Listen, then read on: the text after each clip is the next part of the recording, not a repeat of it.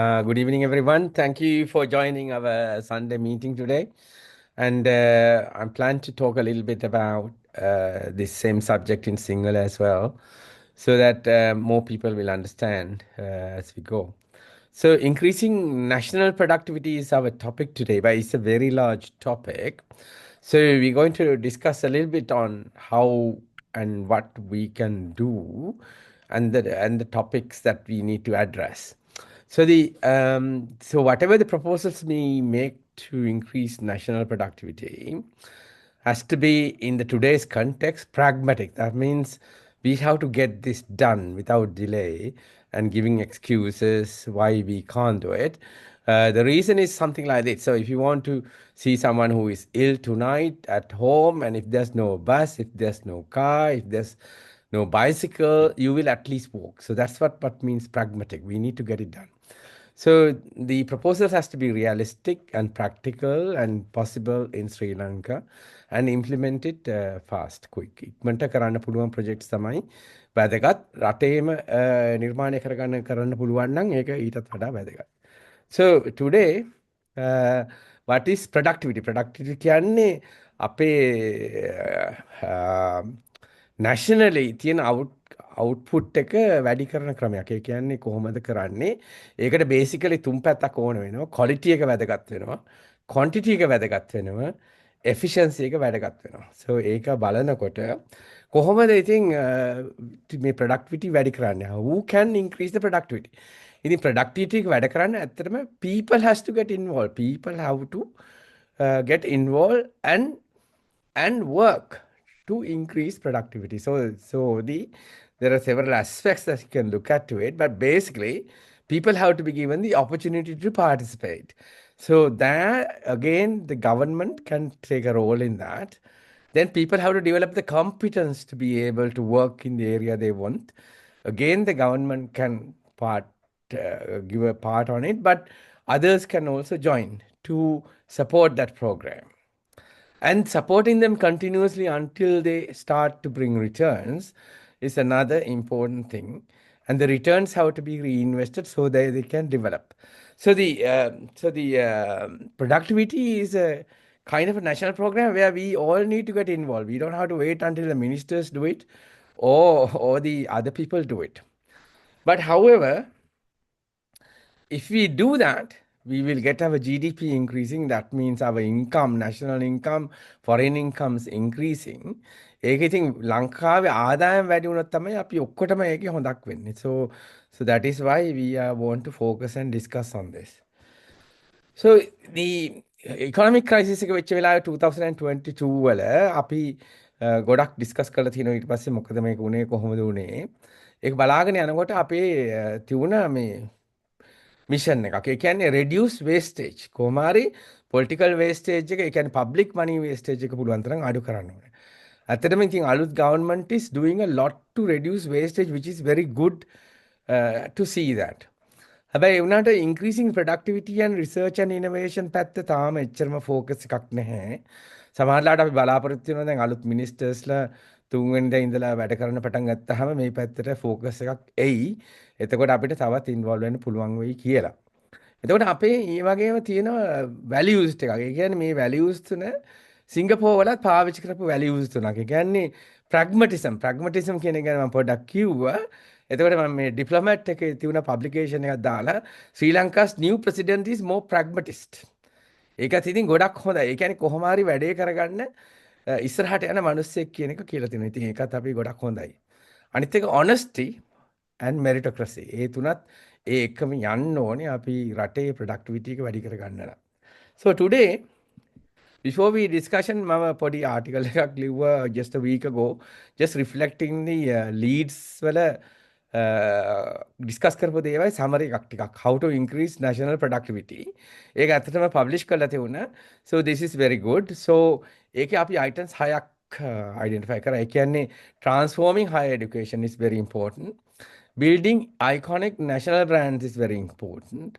Job training and employment initiative is very important.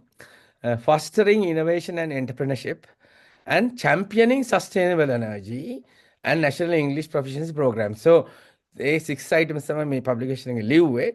හැබැයි අද අපි focus කරන්න හදන්නේ mainly championing sustainable energy. මොකද it's a very big topic and we need relevant people to be in the audience also. So that we can talk about championing sustainable energy. So මේක ගැන බලාගෙන යනකොට ලංකාවේ තියෙනවා at least some resources that we can use. Hydro energy, we still use that. Hydro energy අපි පාවිච්චි කරනවා. Solar energy දැන් ගොඩක් අය පාවිච්චි කරනවා. හැබැයි තාම widespread not enough to support the full energy requirements in Sri Lanka. ඒක කෙරීගෙන යනවා. එතකොට wind අපිට තියෙනවා. තියුණා වුණාට past government එක has opened a bucket of trouble. But ඒ වුණාට I believe that is been stopped at the moment with the some other people. මොකද හේතුව ඒ ප්‍රොජෙක්ට් එක ඒ විදිහට ගියා නම් අපි ප්‍රොඩියුස් කරන එනර්ජි so costly. එහෙම costly energy produce කරලා අපිට වැඩක් නැහැ. We need cheap production of energy for us to go through. And another one is that we can use the high tide. ඒ කියන්නේ move the high tide එක තියෙනකොට ඒ වතුර පිටිපස්සට ආපහු යනකොට we can use that to turn the turbine. So it's probably something for the local innovators to think about. Not import these gadgets, but to produce them in Sri Lanka. So the why is low cost energy so important? Low cost energy production is so important for Sri Lanka because that is the best attraction for investment. Now, if we can have low cost energy, lot of trouble we start to resolve because there'll be investors coming in, but then we have to have correct attitude to get them in. Like we should not give tax holidays to them, and 90% of their employment staff should be from Sri Lanka trained. So that means we get the job opportunities as well, income as well, and training. So this is why low cost energy is so important. And we have already started some work, and there is a community enterprise named Solar Village SDG. This is led by Nilmili Rowlands. Nilmili Rowlands is a lawyer who is based in the UK, and also Professor Dharmadasa, who is a solar energy professor who was in the UK as well. So they both are in the audience today, so they'll be able to touch in as the time goes, if we have time. And but we also have worked to get English training going, and the first hybrid room in a rural school is opening in a week's time in Kalutara area. And was led by Soraya Dean. Soraya Dean is a lawyer based in the US and a women's activist. And they all are coming to get this going, and that's the model we want to follow as we go. So before that, I'm very glad to introduce to you the chairman of Sri Lanka Sustainable Energy Authority, who is Professor Bandar. Professor Bandar is in the audience today, and I welcome you to talk a little bit about your mission and what we can do to help you to get it going. And also there are experts in the audience who will be able to touch and tell you in relation to how to improve or how to implement and so on. Welcome, Professor Bandara. I'll stop sharing you and then pin you into this so that we can see you as well. So I think Professor Bandara is here today. Hello, thank you very much. Am I audible? Yeah, you're on the line. Thank you. Yeah, thank you very much for a nice presentation on that productivity and so on. It's very important, and thank you very much for introduction and giving this opportunity to me. As you mentioned, the present government, one aspect is the meritocracy. The government requested me to get the responsibility as chairman of Sustainable Energy Authority. I think some changes are happening in the country. I thought some changes are happening in the country. Therefore, I think my contributions are needed, and I thought of getting that responsibility. Actually, energy sector, as mentioned, actually highly important sector for any country. As Professor Chula mentioned, actually we have to reduce the cost for energy production. I have to mention that actually for energy, especially electricity, the production, the highest cost is in our country. We pay a large amount for energy production and so on. But on the other hand, actually, we have so many indigenous energy resources within the country. In that way, we can produce cheap energy. However, in the country, main part of energy or electricity, if I talk about electricity only or national grid, but we need energy for fueling cars and vehicles as well. But if we talk about the electricity national grid only, still we take large amount of energy from thermal energy, the combustion of diesel, coal, and so on. But in the country, actually, we have large amount of water resources usable for that hydropower. Then there are, as Professor Chula mentioned, there are so many resources suitable for locations, suitable for wind power generation. Actually, with wind power, actually, we can produce it is indigenous energy resource, as well as the cost for wind power generation is very low. We can use tidal power.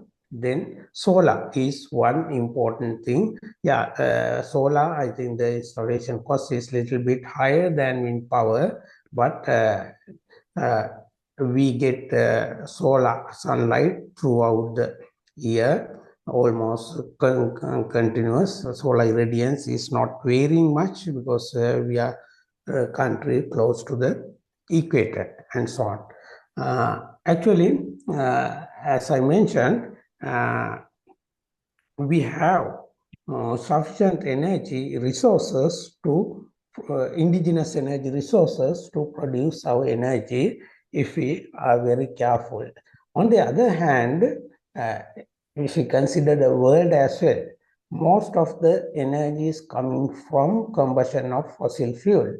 Uh, about 85% of world energy demand is supplied by combustion of fossil fuel, but it is not a reliable energy resources in the future, because if we continue the current rate of consumption in 30 years, you all may know that in 30 years the world energy, the fossil fuel availability will be reduced to 30%, and within 50 years it will go down to 10%.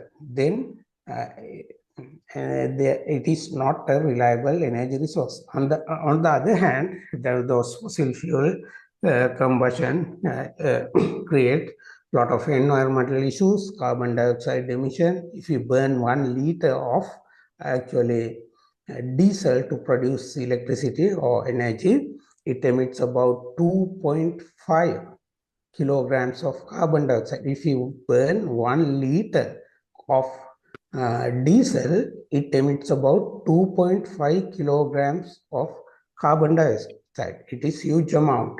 For example, I can give you some examples. Perhaps I did a small calculation before. I did not prepare any slides because today I was quite busy, and the actually invitation came itself today. I will share and show one calculation. You got code, Uh, just a second. Just a yeah, second.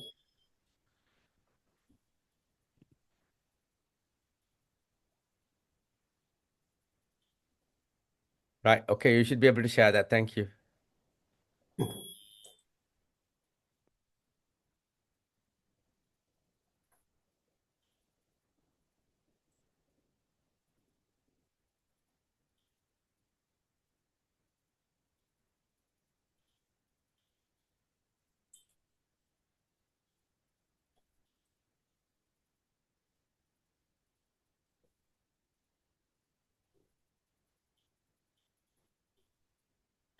can you see my slides? Small calculation. Yeah.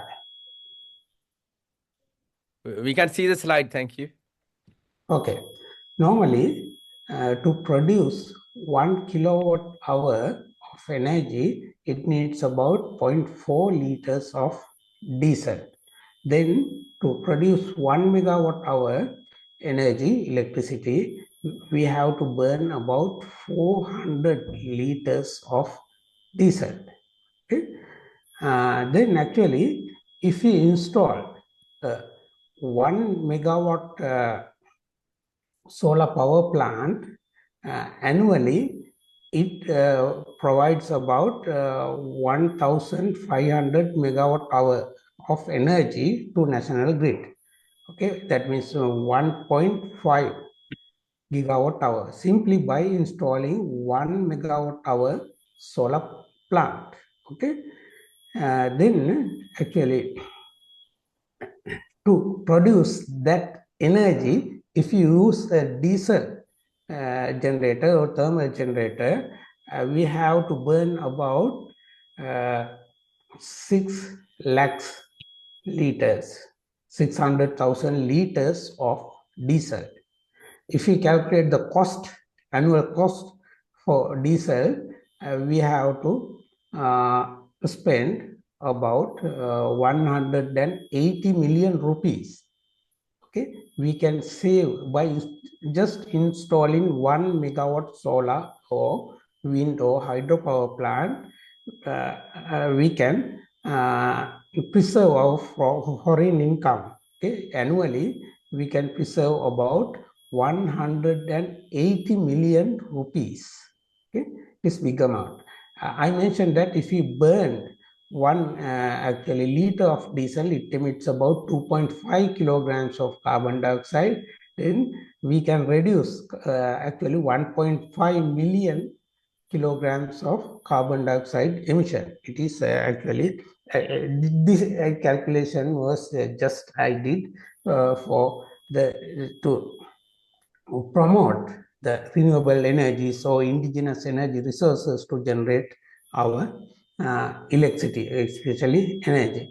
If we consider the Electricity Board recent statistics 2023, normally hydropower plants produce about 29% of energy, mini hydro 8, wind.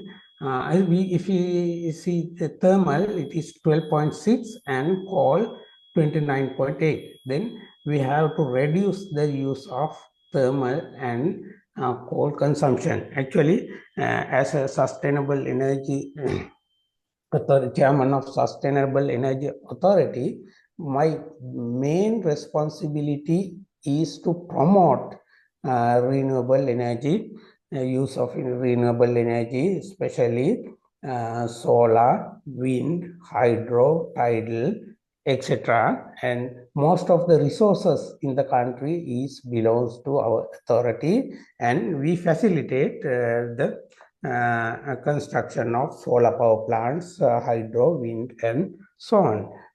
We all know the advantages we can attain by installing these. We can reduce the import of diesel and coal, and we can preserve our environment. I am trying hard to address these issues, but there are certain challenges, especially our actually I had several discussions with CB and so on, Electricity Board, Sri Lankan Electricity Board. Sometimes they are reluctant to increase the renewable energy conversion. I expect support from uh, the scientists, researchers, and experts in this forum to encourage this government to go for renewables, because actually, as I mentioned, the fossil fuel will deplete, definitely it will deplete if we continue current trend of energy, their utilization, and considering energy, actually environmental damage, it is not a good energy resource, and so on. Therefore, I expect the support from you as well to convince the government and the CB to go for renewables Especially, we have to address certain issues. So one complaint from CB is actually the anomalies coming due to the solar energy generation is difficult to address and so on, grid balancing, etc. And our transmission lines are not developed because some areas, northern part, actually we can generate a lot of wind power generation, northern and southern parts hydropower plants, solar power plants can also be installed in those areas, especially. But our transmission lines are not actually, that means the infrastructure has not been developed. First thing we have to do is the improving the transmission line. And the other thing is actually many countries have smart grids. We don't know the requirements. Electricity board and so on give some statistics, but I have doubts about the accuracy because we don't have smart grid. Okay, we have to go for a smart grid. Then we know the energy consumption at each and every transformer, from each and every transformer with the time and so on. Therefore, we have to go for a smart grid. And then actually we have to improve our infrastructure, transmission lines to absorb energy and transport them to required places and so on. I don't Yeah. like to lengthen my That's talk. yeah, that's fine, Professor Bandara, because maybe the audience want to come in as well. There are plenty of people who will help you in this regard. So, can I ask Professor Lakshman? Actually, has raised his hand. Lakshman, yes, Lakshman. Can I stop Yeah, sharing your document so that you can see him? Yeah, yeah. Thank you, Chula, and thank you, Professor Bandara. I'm happy to see Professor Bandara in the audience today, and he showed some statistics. I'm 100% committed to make Sri Lanka a renewable energy island in South Asia, which we can do. We have the potential if we have the courage and the necessary funding. Uh, if you talk about funding, it's a matter of readjustment. If you invest 2 years money that we spend to import fossil fuels, mainly diesel, that 2 years investment is sufficient to make a larger part of Sri Lanka, purchase solar panels. But as Professor Bandara mentioned, a major issue that is faced by the engineers is this: how well the grid can handle these fluctuations during, solar and wind. So that is a major problem that we'll have to face. But there are other countries which have succeeded, especially Vietnam is a classic example, our neighboring country, and the solar energy they are tapping. If you see the solar energy curve in Vietnam over the last 5 years, it's exponentially increasing. So they are fully tapping solar energy, and we can also invite foreign investors because it's a very valuable area to invest.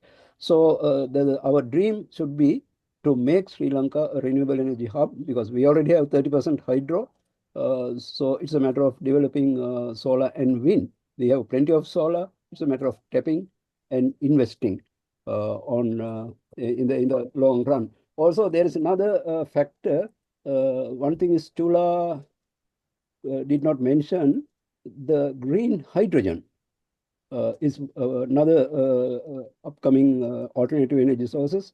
Green hydrogen means you produce hydrogen, you can produce it using electrolysis of water, but using green technology, not by generating electricity by burning coal or diesel, but use solar energy, for example, it's a green energy source to produce hydrogen, which we call green hydrogen. So green hydrogen you need for, especially for transport sector. So that is another area Sri Lanka is also interested in developing green energy sources. And the other thing is, I think we didn't hear anything about, because there's a great danger. Maybe some of us know, there was a meeting of the UN COP 29 meeting in Azerbaijan in November, which gives a red warning to all the countries. We are passing the 1.5 degree centigrade mark, deadline mark. If the global temperature is going to go up beyond 1.5 centigrade compared to the pre-industrial period, whole world is going to face a severe catastrophe. Living beings, it's impossible for the life to exist, and food, crops will die. There will be a severe shortage. So whole world must not pass this 1.5 centigrade limit. We all can see how the weather is changing. It has changed during the last 2-3 years, even all over the world. So all these are combined. Develop renewable energy. Sri Lanka has a great potential and thereby contribute to reduce the global warming. And there are enough funds if you can tap in this carbon zero United Nations sector. There are enough funds to be tapped for these things. Still, they are dominated by the Western countries, which are the biggest contributors to the global warming. United States, China, India. They are the biggest contributors to the global warming. And global warming is the big red mark they are out there. We will have to be watchful. Thank you. Thank you, Lakshman. I think it's a good time also to see how to help Professor Bandara to take this forward. As he said, he does need help. And Professor Shanti, you are there. I don't know whether Professor Bandara may not know Shanti. You want to say a little bit about you? You've been in the UN for such a long time, so she's very experienced as well. Yes, Shanti. Yes, thank you, Chula, and thank you also, Professor Bandara, for your very enlightening presentation. And I really welcome this initiative that you are leading to promote renewable energy development in Sri Lanka. So, from my point of view, I'd like to highlight 2 issues to support what you are doing. One is the obvious implications on health. You mentioned the generation of carbon dioxide and the air pollution. And although we don't recognize it very much, air pollution is now considered one of the most important risk factors for cardiovascular disease, heart disease, and stroke. And for Sri Lanka, if you advance renewable energy development, it will reduce air pollution, and thereby we will be really promoting the health and well-being of people, because non-communicable diseases lead the disease burden in Sri Lanka. So that's not much spoken about, but it is really something that is extremely important, because we do spend a hell of a lot of money to treat people once they become ill. And it's not recognized enough how much air pollution contributes to particularly cardiovascular disease. So I have one question also to Professor Bandara. Now in many countries, they give subsidies for household development of solar energy. That is, they give part of the money in some countries. Some countries, the whole expenditure is covered by the government if they put solar panels on their roofs. Do you have this kind of consideration when you're going forward to provide some subsidies for the people who are interested in using solar panels for generation of household energy? This is one question. And also, I think Professor Lakshman mentioned that not only UN, but many aid agencies have funds that are available from the climate protection point of view. which Sri Lanka can tap, and we have been not very good at doing that, because also most probably Professor Bandar must be already recognizing this, that there are vested interests in uh, even in Sri Lanka very much to promote the continuous use of fossil fuel. So I wish you all the best in the work that you are going to do leading this initiative in Sri Lanka. And we'll be, as Chula mentioned, um, looking forward to support this venture. Thank you. Yeah, Professor Bandar, Prashant is very experienced in relating to United Nations matters, and I'm sure she will contribute with time. And can I also introduce you to Professor Dharme, who is also a solar energy I professor know, but from before I Sheffield? forget certain things, maybe I want to give my responses to Professor Lakshman as well as Yeah, Professor Shanti. The yeah. first thing, as Professor Lakshman mentioned, when you use solar energy and so on, one challenge is to address the peak hour, because we need a lot of energy in Sri Lanka, especially we have less industries and so on. Our peak consumption is from 6 to 9.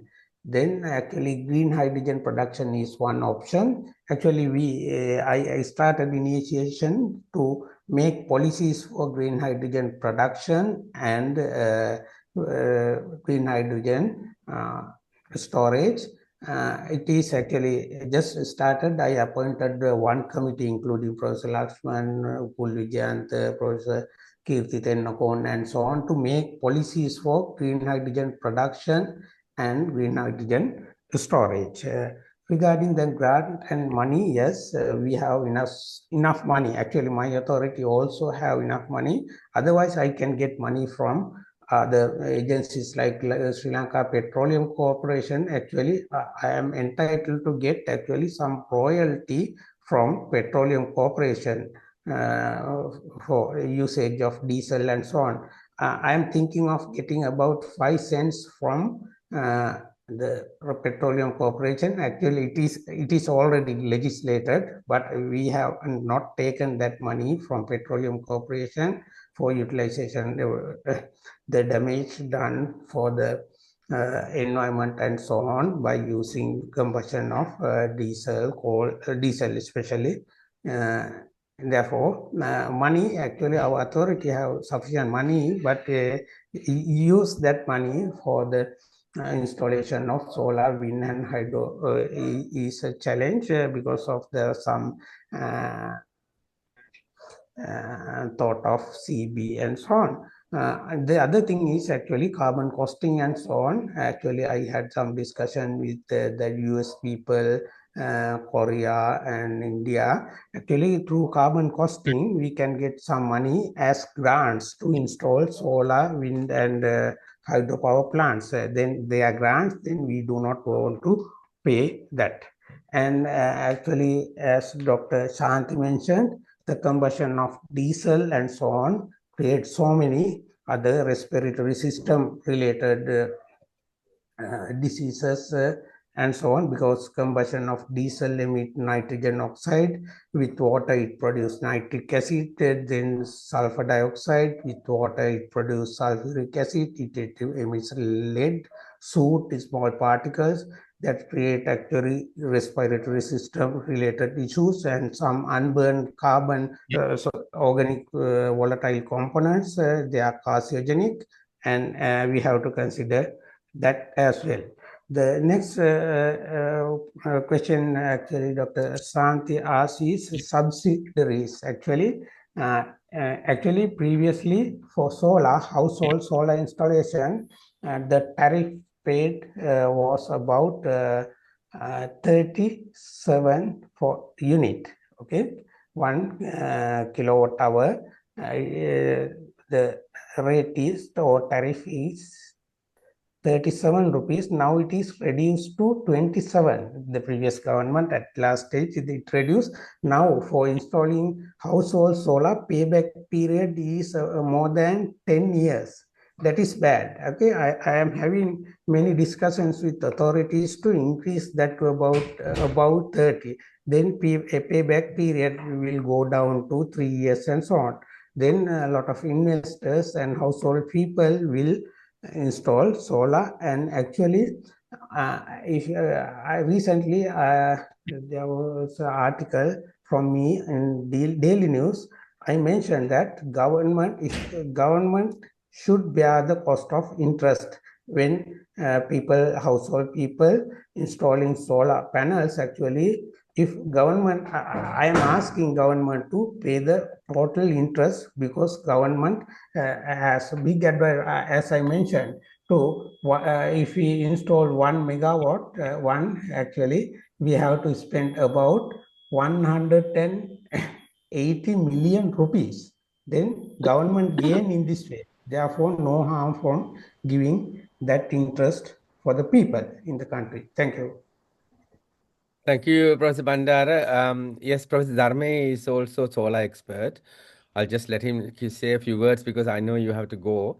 And also, is there any permission from you to create a small group who can help you? I can send an invite and create a small group so that in It relation is a to, great help for because me then as they well. will undoubtedly give perfect advice, as well as some of them even might return back to help you, or even online can help you, because they're quite a big expected community who can really help.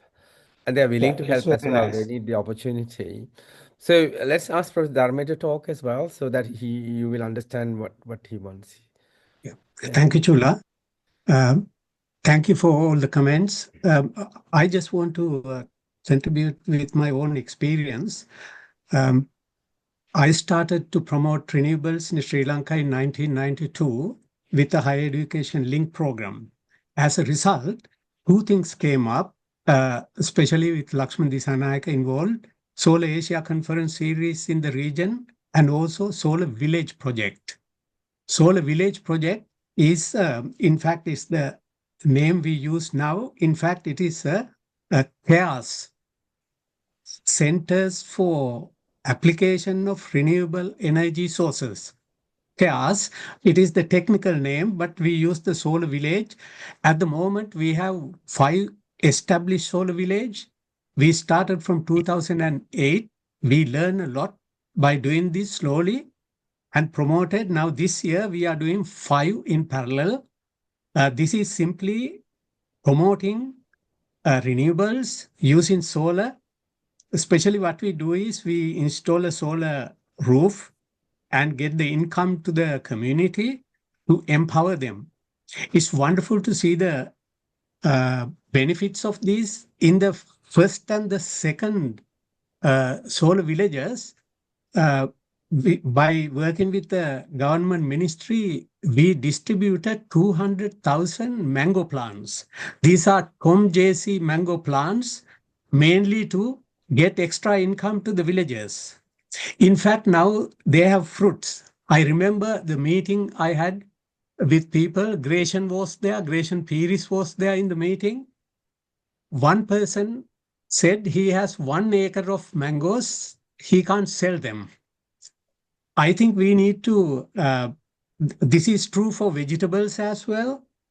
When they produce, they can't sell them within the country. We need to have some, Chula, we need to have some kind of company to collect these, export to countries like United Kingdom. I haven't seen these beautiful mangoes in UK. We need to export them. And also there are places in Mathale now. It is Tom JC, Tom Ellawala's place. In fact, they are making juice and they dry mangoes. These are the products we need to produce. So if we have a system, if we develop a system to collect these and export, get some extra income for producers, consumers will also benefit from this. So these are the new things we need to bring up. Because if we take one Tom JC mango, everybody knows that is the delicious mango. It's about 600 rupees in Sri Lanka. I think we can market in UK for 5-6 pounds per mango. So these are the kind of things we need to develop. I'm dying to come back to Sri Lanka to talk to the government because government is very positive for these. This project we have done now, it's coming to 10 solar villages. We established a solar village SDG. It is a community interest company. This is mainly to attract external funding to expand these projects. I would like to come to Dr. Shanti Mendis to find out where we can go to UN, because there are so many. We are lodging applications now with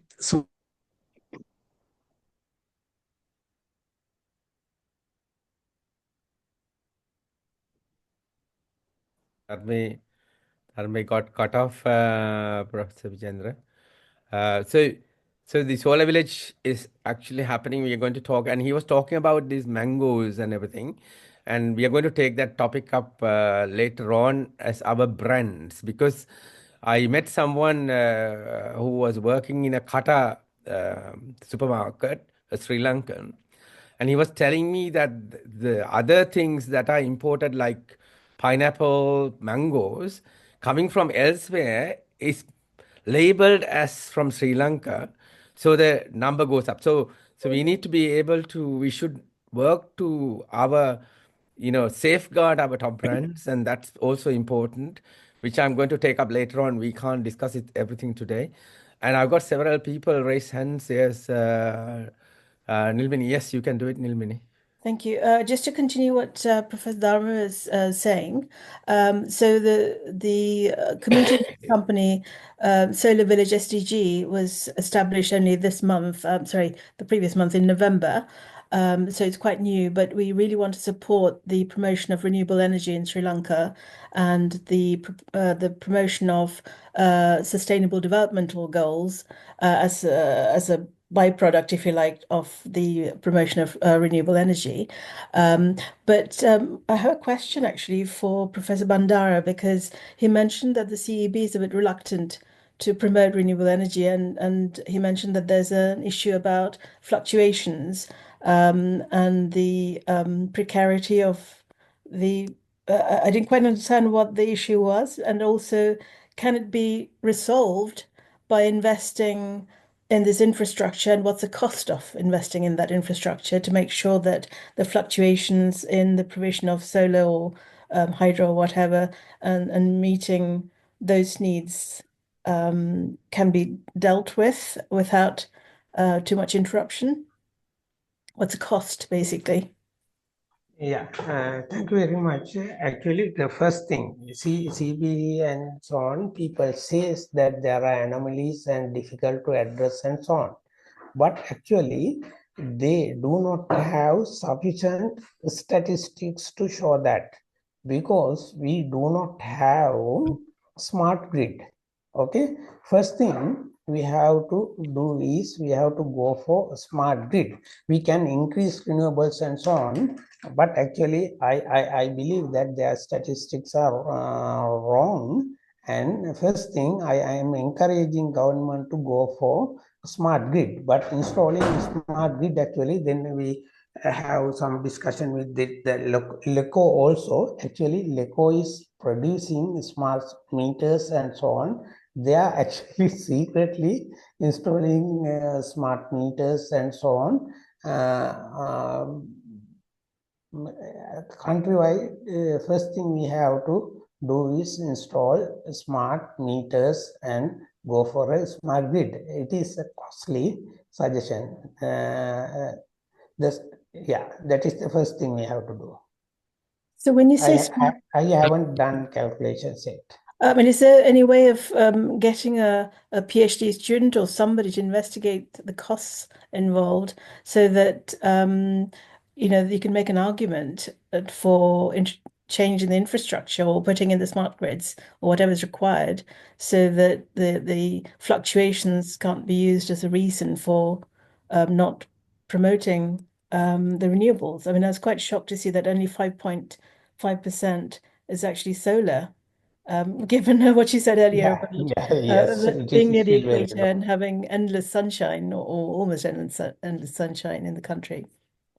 Yeah, sorry, again, I may I add something. Yeah, actually, the CB said the grid balancing is a big challenge. Actually, I did discuss this with Professor Sivanathan in US, Professor Lakshman and other people may know.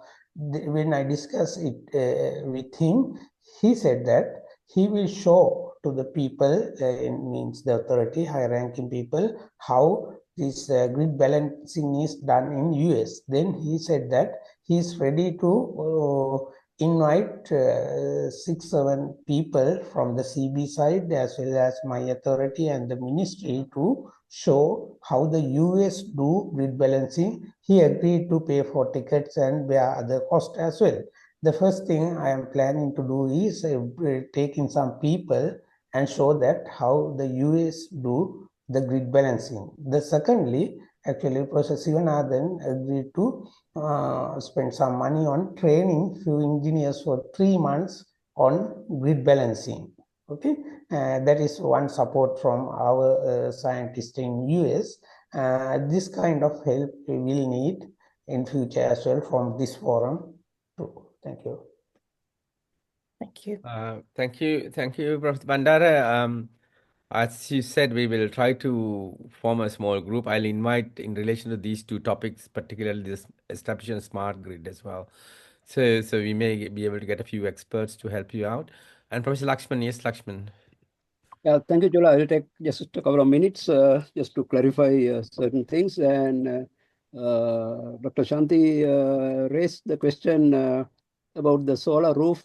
Are there any subsidy schemes in Sri Lanka? Yes, for the last 10 or 15 years, we have a program called Surya Bala Sangrame. Surya Bala Sangrame is a rooftop solar panel project. Government has arranged banks to give loans to the low economic middle class and lower middle class, so they can get a bank loan and buy solar panel, fix it in their roof, and from the income they generate, because they get some funds at the end of the month from the CEB for the unused power. So that is sufficient to pay the loan back. So that scheme is still there, but CEB is again not promoting this, as Professor Vijendra Bandara mentioned. It's a problem for the CEB. If the number of solar rooftops increases, they say they can't balance the grid. Okay, so again we come down to the grid balancing. So we need a smart grid. It's quite expensive as far as I understand. But as Professor Bandar mentioned, Professor Sivanandan, another Peradeniya alumni, well-established professor and business entrepreneur in the US, is prepared to train our engineers to show how it can be done, of course, at a cost. That is one thing. And also, when it comes to the limitations of what do you call, transformers. Now, I live in Dangola, Kandy, and our transformer is connected to about 10 solar roofs, including my house. And they said no more, because the Yeah. transformer capacity is not enough. And Professor Vijendra Bandara, he lives in Ampitia, he must be having the same problem. So engineers say grid balancing is one thing. When solar fluctuates, the grid cannot, uh, respond to it, because very quickly you have to put the hydro up and things like that. Smart grid is needed. So other problem is the limitations in the transformers, the regional transformers. So both are very costly items. So it will take some time and more funds to invest on a smart grid system. And also, Dharmi mentioned about export. From JC mangoes are already we export in large quantities. And we have Professor Adhikaram working in NIFS. He's a pathologist. He's the consultant to Tom JC Mango. So it's established, but I agree that this has to be expanded. Yeah, those are the two comments. Thank you, Chula. Chula, Yeah. excuse me, Chula. I was thrown out for a while. I don't know where I stopped. No, So I that's came okay. I across. think Nilmini supported what you were going to say, I think. Right. Okay. Thank you. So it's good. Only thing is we are trying to form a small group so that we can help Professor Vijendra get directed to the correct path in relation to this smart gridding. and also various other renewable sources. So basically, you need a kind of a pragmatic approach. Do what you can do, and then go forward, kind of thing, rather than to just wait. So we need to really start whatever we can do early. That's what we need to do. That's why he probably needs some more support. I'm a medic. I can't really say anything about other than to put a switch on. So that's all. So Yeah, thank you. May I take 1 minute because I have to leave soon. Tomorrow, very early in the morning, I have to yeah. attend another program. One thing, yes, actually, regarding subsidiaries, actually, the government had still have program to give some interest and so on, but it is not sufficient to cover the cost because now, because of the tariff reduction, it reduced from 37 to 27. Now the payback period is more than 10 years. Then it is not good, I believe. And we have to increase the tariff because we spend a lot of money for diesel and so on. Compared to diesel, this is cheap and government gains. I am having several discussions with authorities, but I have to fight hard. I will need that support as well. Because if we increase the tariff about 32, 33, then many people will install solar because then payback period is less than 10 years. Yes, other thing is the grid balancing and hydrogen production and storage. I need the expert support for that aspect as well. I will leave from 10 minutes. If you have any other things, actually, you are very Yeah, welcome. we'll be in contact with you. I will send a, you will probably see the invite for people to join in. We'll make a small group and then get them get involved with you to get it going regularly so that you will have a collaboration and advice from elsewhere. So I'll explore that. I think Nilmani's raised the hand. You have anything to say, Nilmani? Just very quickly before Professor Bandara leaves, Professor Bandara, we'd very much like to support you. If you can, please tell us, both the scientists, the experts there, but laymen like us, like some of us, if you can please pinpoint where we could help, how we could help in a note with regard to the smart grids or any of the other issues that you've raised. It'll be really helpful because then we can channel our energies and time into focusing on those issues, particularly with trying to understand the costs behind it. Okay. Yes. Thank Thanks. you very much. Gretchen, anything to say quickly? Yeah, thank you very much, Chula. Congratulations, Professor Bandara. I'm Thank you. Greshan Ebenes, and I started my career in 1983 in the Victoria project as a mechanical engineer. I ended my career in 2014 to 2016 as the group director and the CEO of the largest small hydropower company in the country. And we did a 5 megawatt plant in Uganda as well, totaling 12 megawatts in Uganda. So with that background, but I'm not speaking from that background, but I'm speaking from the value chain approach. Before Professor Bandara goes, this we have to understand the energy value chain. And energy is the lifeblood of the economy. So this matter has to be understood. And there are certain misconceptions that have come up in the dialogue. One misconception is that we cannot export energy in containers. This has been given to the president during the campaign, and he has mentioned this a few times. What is being exported from Sri Lanka in containers contain a lot of energy. Every product contains energy. Services contain more energy than products sometimes. So at the philosophical level, ideological level, if we don't get our things right, get our bearings right, we can go wrong. And these people want a system change, not a system change, a new system. And President has gone on record during the campaign. This system is so dilapidated, it is collapsing on the nation, and a new system is needed. So, this silo thinking and the interactions between the different stakeholders in the government and their skirmishes, infighting, is not going to help the country. That is where, at the philosophical level, at the conceptual level, at the value chain level, things will have to be understood. This is a very important thing. Yeah, Because- Gretchen, thanks. I think we are deviating a little bit from the topic, but one more thing. One more thing is basically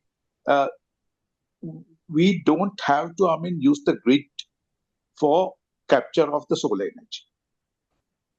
Now, there is a lot of power tools that are using the batteries. There are a lot of electric vehicles that can be charged. Charging stations can be there. So there are other models, off-grid models that can be looked at and can be scattered through the country where solar energy or other renewable energy could be captured, stored then and there, and can be utilized. Why can't we think in free space without looking at the box thinking or out of the box thinking? Thank you. thanks, Gretchen. You can certainly contribute your experience in time. Thank you, Professor Bandara, because I think he has to go. There are a Yeah, couple thank more you very people. much. Yeah, thank you for the given ideas and so on.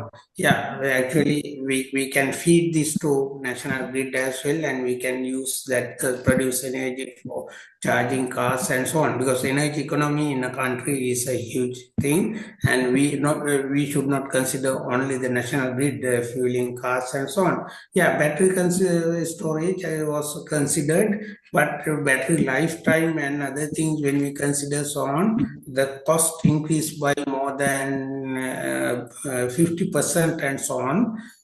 Then cost for energy is increasing. That's why we are thinking of hydrogen storage, water pump storage, and so on as well. We are considering those. I briefly discussed certain points only. We are planning to go for water pump storage, pump water back to reservoir, and the hydrogen production. I appointed the committee to make policies. Hydrogen battery storage is little bit costly, but it is also a developed technology. Thank you. And I considered the other things. I am in a hurry to go. Thank you very much. We will continue the discussions. I'll send you the link. Thank you very much. Thank you, Professor Bandara. Thank you. And Dimunge, you have raised your hand as well. Dimunge, I think you're still muted.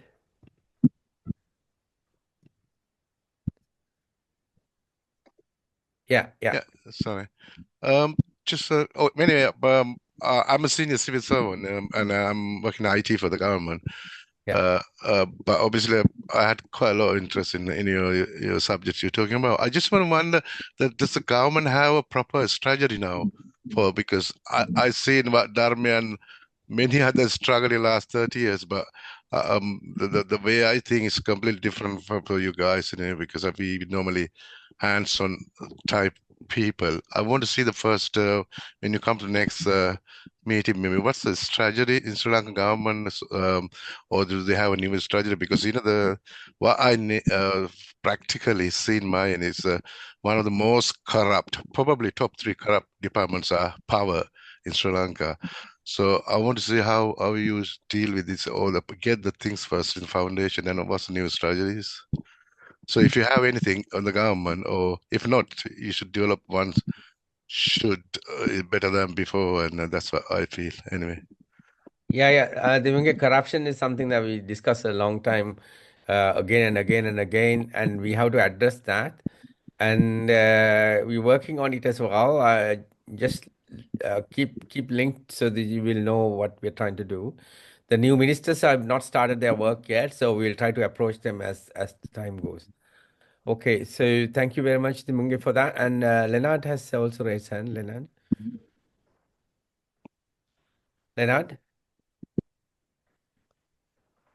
That's mute, I think. is muted. Leonard. Maybe I can start the discussion or extend the discussion based on what Gratian said and what Dharme said. I think Gratian came up with this conceptual model, and Dharme was talking about the mango production. I think there are very important points to consider. The conceptual model, I think, energy is very important for the development of the country, as we have seen, and that is linked with industry, production, all that kind of things that we need to improve our economy. And Dharme also mentioned about the mango production and our inability to export this. And I think the present government has been speaking about increase the export and be self-sufficient with our production, agriculture, and things like that. So that seems to be a very meaningful model, because if you export, you get the dollars in, and if you don't buy things from outside, then you save the dollars that you'd be spending for purchasing items. So that's a very good conceptual model.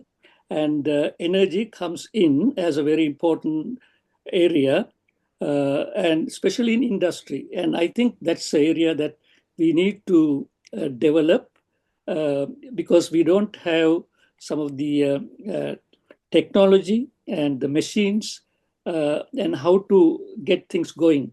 And one of the models that China adopted was to join work in collaboration with developed countries that had the technology, and the labor came from China itself, and of course with the emphasis on export, good quality stuff. And after some time, they were able to take over. I think the same model was used in India and also in South Korea with regard to, say, the Vespa scooters and a lot of other cars and other things like that. So this is a model that will be very useful. And of course, we'll need to develop the industry. We need machines, we need training and all that, and of course the energy. So that's a very good sort of approach to the issue. And with our food production, I think preservation and export, that's very important, because you see a lot of food stuff coming from, say, Vietnam, Laos, and other countries, even coconut water coming from some of these countries, but linked to Australian some companies so that the quality is maintained. So that kind of exporting is also necessary. And with that comes how our education is linked to our industry.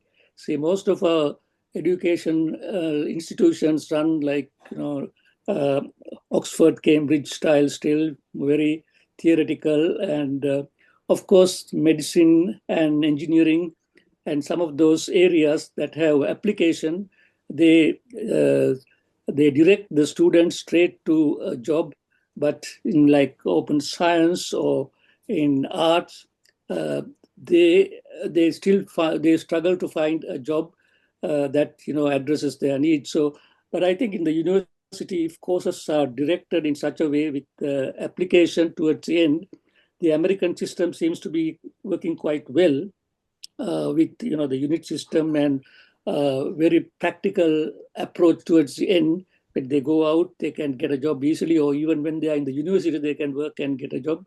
So all these things, if they can sort of connect the economy, education, and the industry, I think we should be able to move forward to a prosperous country. Thank you, Leonard. Yes, we are going to talk about the subject that you're talking as we go about higher education, because it's such a big area. We will try to focus on this subject today and then take it forward. And I got Jivanand as well, who's raised hand, but I can't see it, but he's telling me. Yes, Jiva. Thanks, Jula.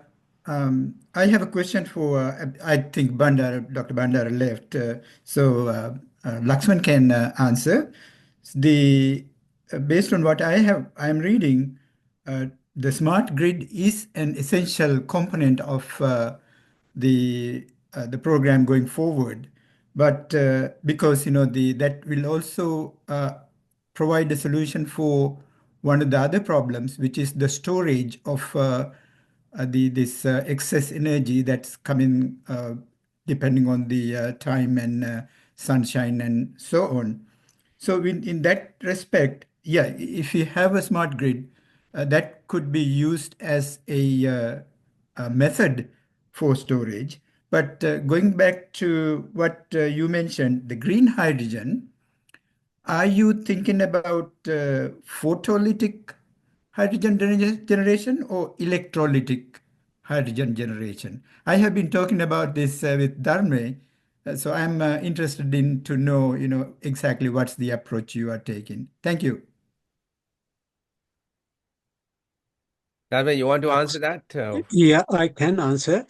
Uh, Jivananda, when it comes to hydrogen, that's going to be the future because when you have solar and wind, enough energy, you use that energy to break water molecules and produce hydrogen. And you store it, pressurize it, and you can transport, or whenever you want, you can burn it and produce energy. So that is the energy storage and the energy carrier in the future. That is green hydrogen. It's happening in a huge way because green hydrogen can be used in vehicles and it's happening throughout the world. I think we need to go towards that. About the smart grid, it doesn't happen overnight. I don't know how much you have gone to villages in Sri Lanka. Sri Lankan government, CEB, has extended the national grid to almost everywhere, 99%. But if you go to villages, the bulbs are just like a candle. It doesn't give enough light at all. So they have to improve the national grid. That's a continuous process. They have to improve the transformers, improve the grid, improve the losses. So that should continuously happen. So we should go towards smart grid. We cannot do it overnight. So that's the way it is. But there are so many barriers, as you heard. We had 37 per solar. Now it has been reduced last July to 27. So where are we going? We are not improving. We are not empowering people to use solar. I don't know where the problem is. I have seen for 33 years so many barriers, mainly from CEB and also various other places. So we have to remove these barriers and go in the right direction. I think I mentioned about the hydrogen and the smart grid. That's all I need to say. It doesn't happen overnight. We have to go in the right direction. Thank you. Yeah, thank you, Dharme. I think that's why we need to provide support to provide leadership in this kind of say. And I'm very glad that Professor Bandar was here today and saw that the independent opinions that people are saying, sharing their experience, and also the knowledge. So let's share all that knowledge together and see how we can go forward. And Gratian has raised hand. Gratian, yes, Gratian. Yep. Taking from Lakshman, he mentioned about various sectors, education and all these. When it comes to renewables, agriculture is a very important area. That's where most of the solar energy is used in photosynthesis. In countries like Australia, where there is a lot of livestock, silage is a very important thing, where they grow the grasses and various other things, and they make it silage. And the livestock is fed with that. The storage of the energy. This concept has to be taken to the next level, and it has to be understood that way. Also, another form of renewable energy is the dendro. where you grow trees and you use the wood to run the generators. So that is why I said there has to be this energy value chain aspect. Dimunge mentioned, asked about the policies of the government. NPP policies are captured in A Thriving Nation, A Beautiful Life. There are 39 policies there. And those 39 policies are scattered now. They are divided between the cabinet ministries. Some policies are to be driven by 2 or 3 cabinet ministries. When you look at these policies, they start with a few principles, and there are headings and there are activities straight away. These policies are in a very, very basic form. These policies are to be developed to the next level. Then what we are talking about is certain flagship projects. Could be smart grid, could be green hydrogen, could be other flagship projects. Those flagship projects have to be based on these policies and then be developed with pre-feasibilities and the feasibilities. So there is a lot of work that needs to be done, which I'm trying to get certain stakeholders in the government to understand this. Because when they say they are going to implement these policies, NPP policies as written by various committees, they are all educated professionals and experienced people, but they are in a very basic form. They are not in an integrated model. So that is a huge deficit and a vacuum. So if you look at the relevant policies to this particular area, you find that there is a lot of things that need to be done before the country could change its approach. Thank you. Yeah, thanks, Roshan, for your concerns. But I think, we need to engage constructively with the leadership to be able to make any changes. So that's the path I think we should take. And that's what we are trying to do, at least in a small scale, so we contribute to a new Sri Lanka. So that's what we are trying to do. Lakshman, yes, Lakshman. I'll take 1 minute. Yeah. I can see Dharma is waiting for his presentation. But I will make a quick comment to what just now Roshan raised. Yes, I quite agree with him in this respect. In fact, I discussed with Chula over the phone, I think yesterday or this morning. What we can see from this government is, as he quite correctly mentioned, very broad policy outlines, but there are no major,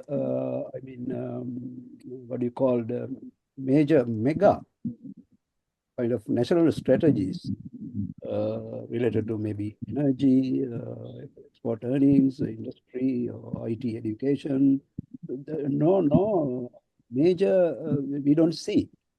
It's only the broad direction they have mentioned in the policies, but I hope in the months to come, they will try to concentrate on at least 3 or 4 mega projects for the country, and then come out with solutions to these issues. Also, yeah, that is something. Then when it comes to agriculture, again, we can use DC, as Dharme will explain to you, solar village, water pumping, but still you need the batteries for energy storage, which are generally expensive. So that is, if you go to DC solar, batteries is expensive. If you go to AC solar, smart grid is expensive. So in very basic sense, these are the issues that we'll have to tackle. Dendro power, yes, but Sri Lanka, it's happening in a very small way. Instead of diesel or coal, I mean, you use firewood using fast-growing trees, pipil or whatever. This has been tried out and it's in operation to some extent even now. But issue is we have plenty of solar. If you convert 20% of Sri Lankan households to solar, enough power for Sri Lanka, enough green power. So problem is the grid and the batteries. Thank you. Thank you, Lakshman. And I think we've Chula. taken almost 1 hour, 15 minutes, and Yeah. I don't have time to discuss Chula, another could time. I take 1 minute? Yeah, go for it. Yeah. Lakshman, I'm not waiting for a presentation today. Oh, okay. Sorry. Yeah. So one thing I want to describe, about that Tom JC, why I said that, because we distributed 200,000 plants. They are now producing, no one to collect them. And also somebody came to me and said he has 2 acres of mango plants. He can't sell it. He's going to cut all the plants. That's the kind of thing. I know there are pockets of places they are exporting, but throughout the country, we need that kind of collection and distribution for fruits and vegetables. That way, it is good for the producers and also good for the consumers. That is the comment I made. Otherwise, I know there are places who export, but I haven't seen these Tom JC mangoes in UK yet. I may be wrong, but I haven't seen any. That is They something export. we need to develop. They export. I don't know to which countries, but they export. Most probably the Middle Eastern countries.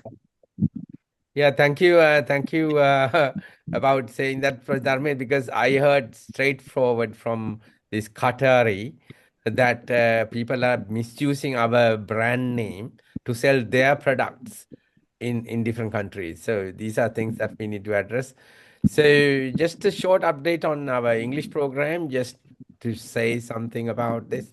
You will see that's hybrid learning room. The first one is coming into action very soon, and this is expanding. And the volunteer teachers, I will hear from Nilmini at a later date.